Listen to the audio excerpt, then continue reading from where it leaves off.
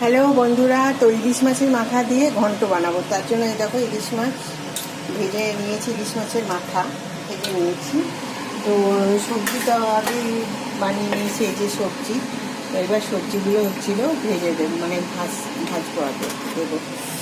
তো তোমাদের সঙ্গে একটু শেয়ার করি তো কীভাবে এটা বানাবো। তো তোমরাও বানাতে পারবে। তো তোমরা অনেকেই জানে এই রেসিপিটা, অনেকেই জানে, তো তাও তোমাদের সঙ্গে একটু শেয়ার করি।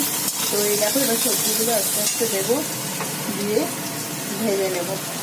এই যে সবজিগুলো দিয়ে ভাজবো।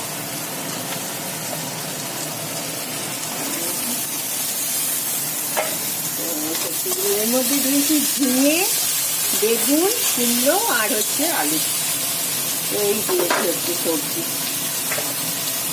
তো এই দেখো সবজিগুলো মোটামুটি ভাজা হয়ে গেছে। তো এবার একটু জল দিয়ে ঢেকে দিতে হবে। সবজিগুলো ভেজে নিতে হবে একটু। ইলিশ মাছের মাথা দিয়ে ঘন্ট, এটা আমার খুব ভালো লাগে।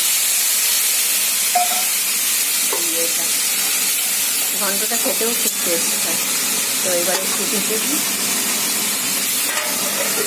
দেখো বন্ধুরা, এবার সেদ্ধ হওয়ার পরে এরকম ইলিশ মাছের মাথাটা দিয়ে দিয়েছি। দেখো সবজিগুলো কি সুন্দর ঘাটা ঘাটা হয়ে গেছে। এবার মাথাটা একটু ভেঙে ভেঙে দিতে হবে।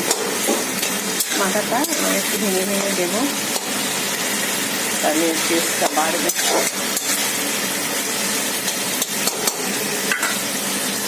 এটা একটু হোক, নামানোর আগে একটু ভাজা দিতে।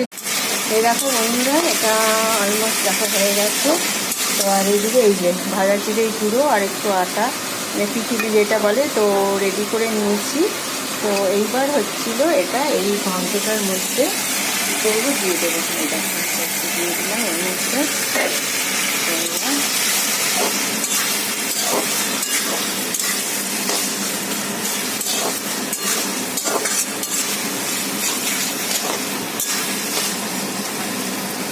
হয়ে গেছে আমার ইলিশ মাছের মাথা দিয়ে ঝিঙের ঘন্টটা হচ্ছে ফাইনাল।